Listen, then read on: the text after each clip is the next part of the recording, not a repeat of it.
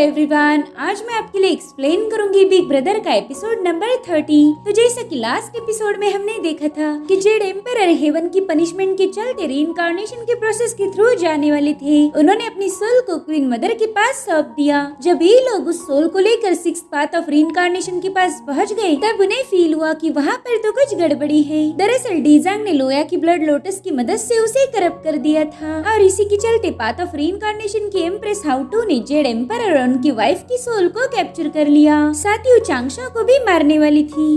अब आगे तो एपिसोड की शुरुआत में हमें एक नरेटिंग वॉइस बताती है कि हजारों सालों पहले डीमंस और विचेस की जंग हुई, जो कि कई महीनों तक चलती रही और उसमें न जाने कितने ही डीमंस, विचेस और ह्यूमंस मारे गए। उनकी सोल्स हेवन एंड अर्थ पर भटकती रही। वो रीइंकार्नेट ही नहीं कर पा रहे थे। अब उनके पास बस एक ही रास्ता था कि अपनी सोल पावर को कम्प्लीटली डिस्ट्रॉय होने दे, जिसके बाद उनका अस्तित्व ही इस दुनिया से मिट जाएगा। इनमें से कई सारे लोगों को तो हमारे विचेस क्लैन ने ही मारा था। तो हमारे एंसेस्टर, जिन्हें हम एम्प्रेस हाउटू के नाम से जानते हैं, उन्हें उन मरे हुए लोगों से हमदर्दी थी। उन्हें पता था कि ये सारी सोल टॉर्मेंट होकर एक दिन डिस्ट्रॉय हो जाएगी। तो एम्प्रेस हाउटू इन लोगों को एक नया मौका देना चाहती थी, इसलिए उन्होंने खुद की बॉडी को सिक्स्थ पाथ ऑफ रीइंकार्नेशन में तब्दील कर दिया और उसी दिन से इन सारे मरे हुए लोगों की सोल को एक घर मिल गया। मौत के बाद उनकी soul sixth path of reincarnation में जा सकती थी। भले एम्प्रेस हाउटू लोगों को रीइंकार्नेट करने में मदद करती है, लेकिन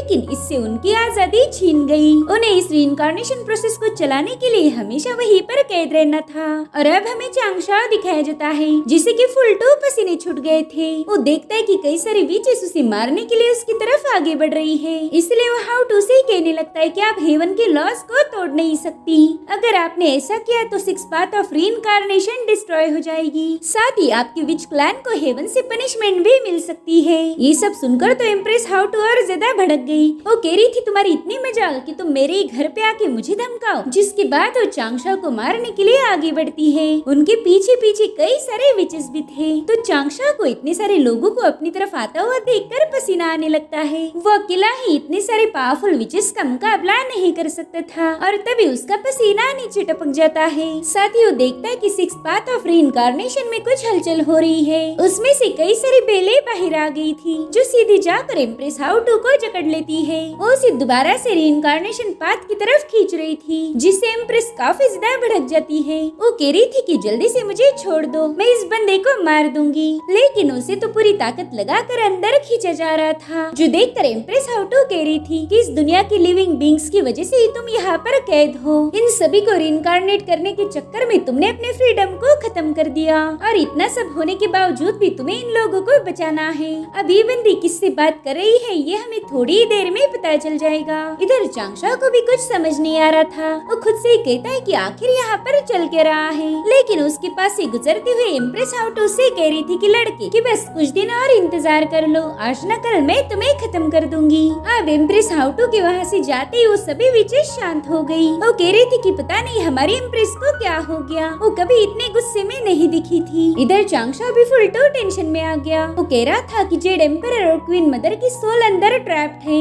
अगर इसी दरमियान दुश्मनों ने हेवनली कोर्ट पर अटैक किया तो उसे कोई भी नहीं बचा पाएगा। तो अब वो इसकी खबर सीधा महान सेंट जुयान को दे देता है। ये सब सुनकर महान सेंट जुयान तुरंत ही अपने ट्रेजर को चेक करते हैं। वो देख पा रहे थे कि six path of reincarnation corrupt हो चुकी है। उसमें एंटर करने वाले हर एक सोल को खत्म किया जा रहा था। लेकिन तभी उन्हें जेड एम्परर और क्वीन मदर की सोल नजर आती है, जिन्होंने अभी तक सिक्स पाथ ऑफ रीइंकार्नेशन की करप्शन से फाइट की। तो सेंट जुयान चांगशा को बताते हैं कि फिलहाल तो वो दोनों सेफ है। ये सुनकर चांगशा की जान में जान आ गई। वो कह रहा था, पता नहीं एम्प्रेस हाउटू को क्या हुआ है। मैंने तो सुना था कि वो बहुत ज्यादा रहमदिल है, लेकिन आज मैंने जो उनका फॉर्म देखा वो भयानक था। हमें कुछ भी करके सिक्स पाथ ऑफ रीइंकार्नेशन को सही करना होगा। साथ ही ये गड़बड़ी किसने की उसका भी पता लगाना होगा। अब महान सेंट जुयान चांगशा को बताने लगते हैं कि मैंने मेरे मास्टर टाइचिंग से सुना था कि विच क्लैन के टोटल 12 एंसेस्टर है और उनमें से सबसे होशियार थी एम्प्रेस हाउटू। हाउटू। वो गॉड पांगू के नॉलेज को सबसे ज्यादा अच्छी तरीके से अंडरस्टैंड कर पाती थी और उसी नॉलेज के चलते वो विचेस क्लैन की एम्प्रेस बन गई। मरे हुए लोगों की तकलीफ को बर्दाश्त नहीं कर पाई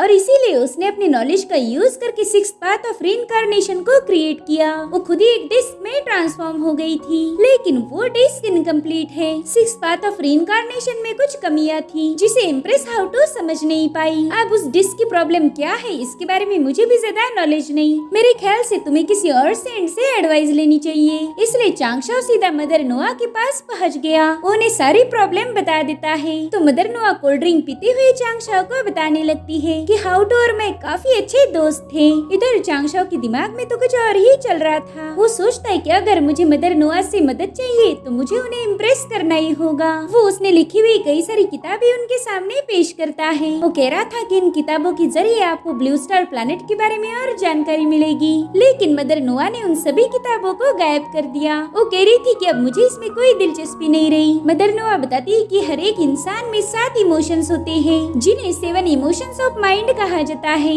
हर एक सोल जो रीइंकार्नेशन के लिए गई हो उसे सौरो सूप पीने के लिए दिया जाता है। वो सूप उस सोल की हर एक मेमोरीज को मिटाकर उसे रीइंकार्नेशन को भेज देगा, लेकिन इमोशंस को पूरी तरीके से मिटाया नहीं जा सकता। जिस पर चांगशाओ कह रहा था कि शायद इन्हीं बचे कुछ इमोशंस को एम्प्रेस हाउटू ने सेंस कर लिया। तो मदर नोआ कह रही थी बिल्कुल सही पहचाना। इन 7 इमोशन में खुशी, गुस्सा, दुख, डर, प्यार, नफरत और डिजायर शामिल है। मरे हुए लोगों के इमोशंस ने धीरे धीरे एम्प्रेस हाउटू पर कब्जा कर लिया, इसलिए कभी वो दुखी तो कभी खुश रहती है। ये सुनकर चांगशाओ कह रहा था कि अरे ये तो स्प्लिट पर्सनैलिटीज हो गई और साथ ही इन इमोशन में अपने आसपास के लोगों को इन्फ्लुएंस करने की भी पावर है, यानी कि इमोशन एक महामारी जैसा फैल सकते हैं। जिस पर मदर नोआ कह रही थी कि हाँ, और इसी वजह से एम्प्रेस हाउटू ने खुद को कैद कर दिया। वो नहीं चाहती थी कि लोगों के अंदर इवल इमोशन क्रिएट हो जाए। जिस पर चांगशाओ कहता है कि अगर एम्प्रेस हाउटू ने इन इमोशंस को कैद किया है तो फिर वो अचानक से आजाद कैसे हो गए। तो मदर नोआ उसके डाउट को क्लियर करते हुए बता रही थी कि इमोशंस को कोई सप्रेस नहीं कर सकता। भले एम्प्रेस हाउटू ने उन्हें सप्रेस करने की कोशिश की,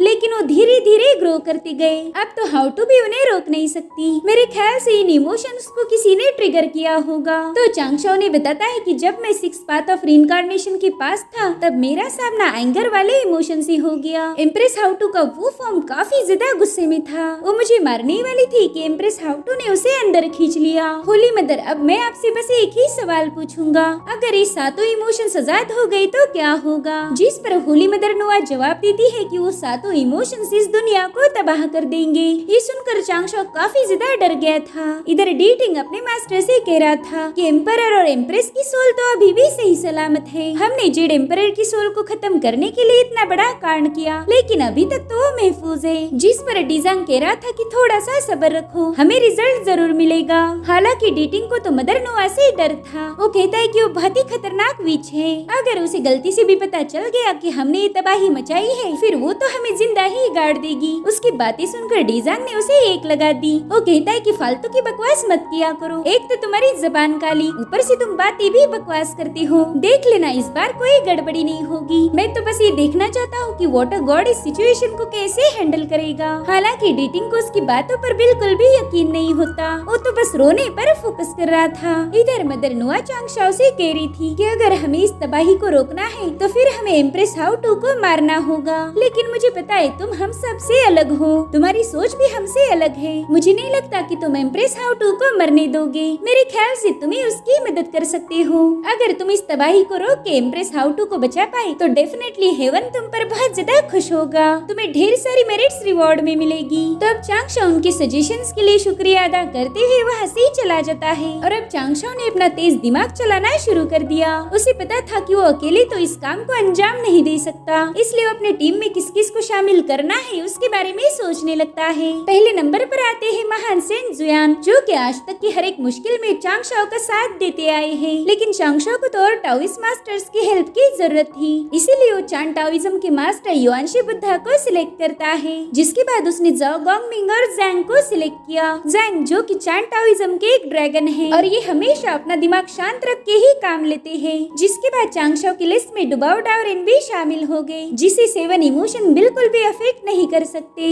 चांगशाओ ने युनशाओ की दोनों बहनों को भी सिलेक्ट कर लिया। वो कहता है कि मैं मेरी जान को पीछे कैसे छोड़ सकता हूँ, इसलिए युनशाओ भी उस लिस्ट में शामिल हो गई। तो अब चांगशाओ इन सभी लोगों को लेकर 6 पाथ ऑफ रीइंकार्नेशन के पास पहुँच गया। वो सबको बताता है कि एम्प्रेस हाउटू ने 7 इमोशन को सील करके रीइंकार्नेशन का काम किया, लेकिन अब वो 7 इमोशंस आजाद हो चुके हैं। उन्हें दोबारा से कंट्रोल करने का हमारे पास एक ही ऑप्शन है, हमें 6 पाथ ऑफ रीइंकार्नेशन की डिस्क में जाना होगा। हम एम्प्रेस हाउटू से पूछेंगे कि उन्होंने 7 इमोशंस को सील कैसे किया था, और फिर हम लोग उन 7 इमोशंस को कंट्रोल करने में एम्प्रेस हाउटू की मदद करेंगे। जिस पर डुबाओ डाओरेन कह रहे थे कि वाटर गॉड घबराओ मत, हम दोनों मिलकर इमोशंस को कंट्रोल करेंगे। ये सुनकर उनका पुराना दुश्मन युआनशी बुद्धा कह रहा था कि डुबाओ डाओरेन तुम अकेले ही नहीं हो, हम लोग भी यहाँ पर मौजूद हैं। हम यहाँ पर कोई टाइम पास करने तो आए नहीं। जिसके बाद ये दोनों भी एक दूसरे को गुस्सा दिखाने लगते हैं। गाइस, एक बार की आग और पानी में भी दोस्ती हो सकती है, मगर इन दोनों में दोस्ती ना वो तो पॉसिबल नहीं। तो अब चांगशाओ ही उनके झगड़े छुड़ाने चला जाता है। वो कह रहा था कि तुम दोनों भी अपने अपने टाओइज्म के मास्टर हो, लेकिन अकल तो तुम में कौड़ी की नहीं। तुम दोनों के झगड़ों ने मुझे परेशान कर दिया।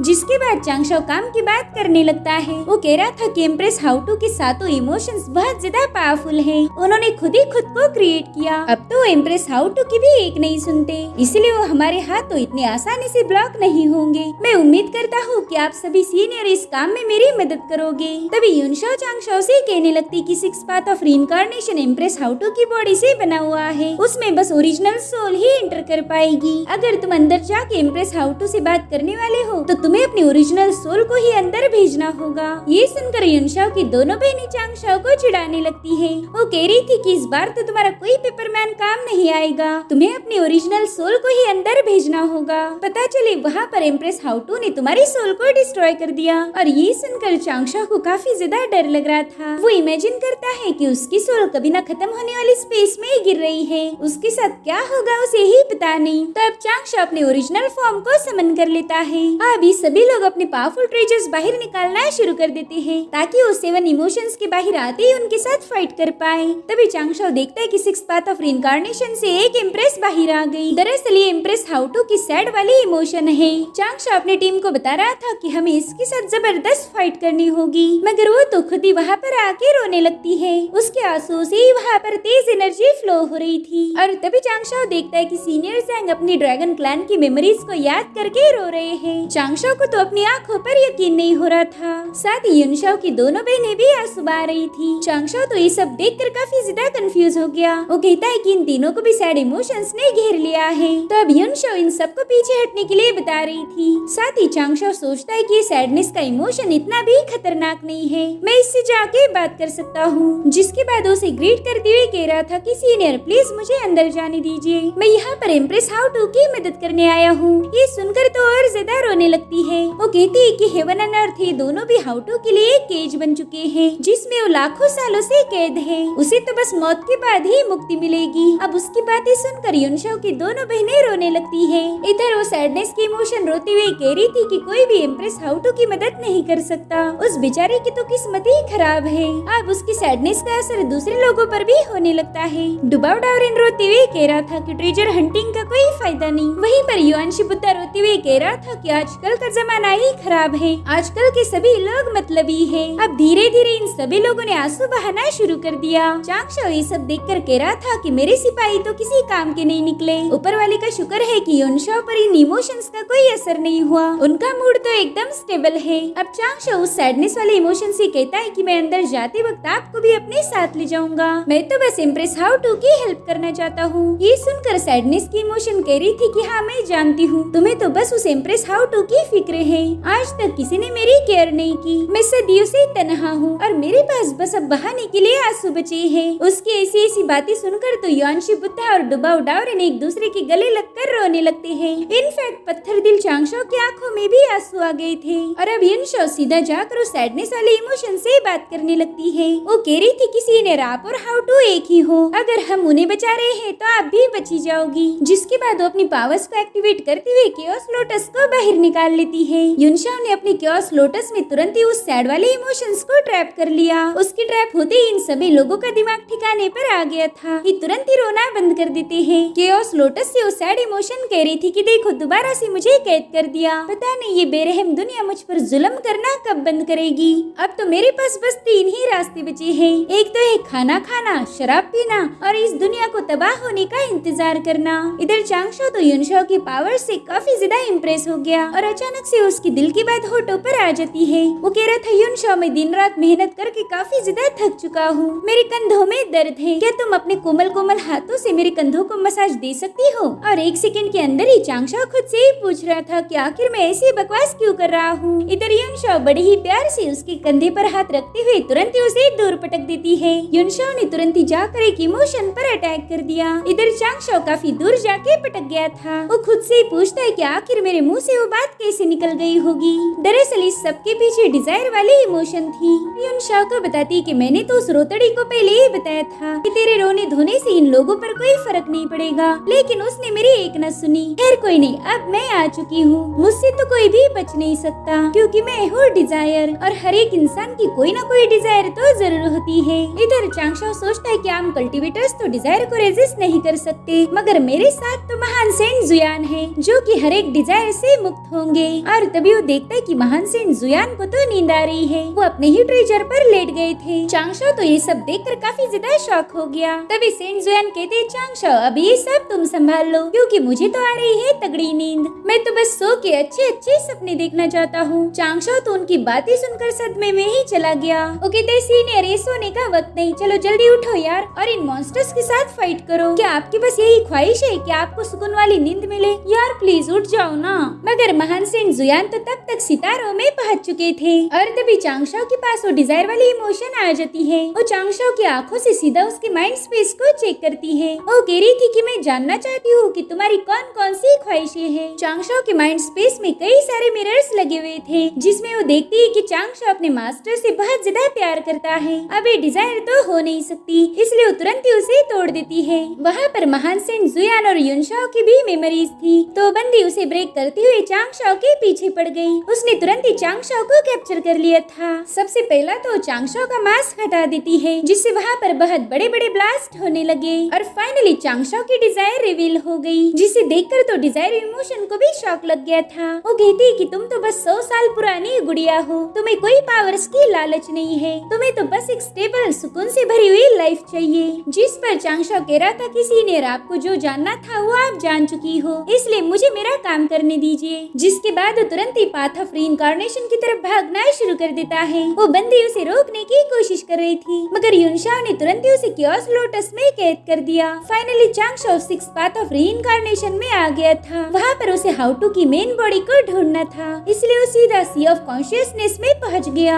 जहाँ पर एम्प्रेस हाउटू बैठी हुई थी। उन्हें उनके 7 इमोशंस ने कैद किया है। वो चांगशो को बता रही थी कि ये इमोशन सील से आजाद हो चुके हैं, अगर इन्हें कंट्रोल नहीं किया तो ये सब कुछ तबाह कर देंगे। जिस पर चांगशो कह रहा था कि प्लीज मुझे वो मेथड बताए जिसका यूज करके हम इन इमोशंस को कैद कर पाएंगे। तो एम्प्रेस हाउटू ने एक बहुत ही स्पेशल ट्रेजर चांगशो को थमा दिया। वो कह रही थी कि ये मैंने बुझाओ माउंटेन से प्लग किया था, दरअसल स्पिरिचुअल इनेट रूट्स है, इन्हीं का यूज करके हम 7 इमोशन को सील कर पाएंगे। तो चांगशो तुरंत ही उन रूट्स को उठा लेता है। दरअसल ये गोड वाइन है, दुनिया के सबसे पहले 10 रूट्स में से एक। ऐसा कहा जाता है कि इसी वाइन को बोकर 7 गोड्स उगाए गए। वो गोड्स इतने ज्यादा पावरफुल थे कि सेंट लोगों ने उन्हें अपना ट्रेजर बना लिया। एम्प्रेस हाउटू बताती है किसी रूट का यूज करके मैं इमोशन को सील रखती थी, मगर रूट्स की एनर्जी अचानक से कम हो गई। मैंने तो पूरी ताकत लगाकर इन इमोशंस को कंट्रोल किया था, लेकिन उसका कोई फायदा नहीं हुआ। ये सब सुनकर चांगशो सोचता है कि जेड एम्परर के रीइंकार्नेशन के वक्त ही ऐसा हो गया, यानी कि इसमें कोई ना कोई प्लानिंग जरूर है। अब चांगशो उनसे पूछता है कि आपके 7 इमोशंस को कंट्रोल कैसे किया जाए। वो हद से भी ज्यादा पावरफुल है, तो वो उसे पूरा डेमो दिखाने लगती है। सबसे पहला तो चांगशो को उन इमोशंस की पावर को बैलेंस करना था और फिर वो गोड वाइन्स का यूज करके उन्हें आराम से जकड़ सकता है। तो अब चांगशो हाउटू से वादा करता है कि वो जरूर से सब कुछ नॉर्मल करेगा। तभी एम्प्रेस हाउटू उसे रोते हुए कहने लगती है कि अगर 7 इमोशन कंट्रोल नहीं हुए तो तो 6 पाथ ऑफ रीइंकार्नेशन को तबाह किया जाएगा। फिर तो उन मरे हुए लोगों की आत्मा को कभी शांति नहीं मिलेगी। अब सब कुछ तुम्हारे भरोसे है। अब चांगशा वहाँ से जाने के लिए टाइची डायग्राम को एक्टिवेट कर देता है, लेकिन जाने से पहले उसने हाउटू की तरफ पलट के देखा। वो सभी इमोशंस उसे बुरी तरह से सप्रेस कर रहे थे। एम्प्रेस हाउटू की ऐसी हालत देखकर चांगशा को काफी ज्यादा बुरा लगता है। उसने उसी वक्त डिसाइड किया कि वो जरूर से एम्प्रेस हाउटू को बचा लेगा। और इसी के साथ ही जबरदस्त एपिसोड यहीं पर एंड हो जाता है। Thank you so much for watching. Bye bye, take care.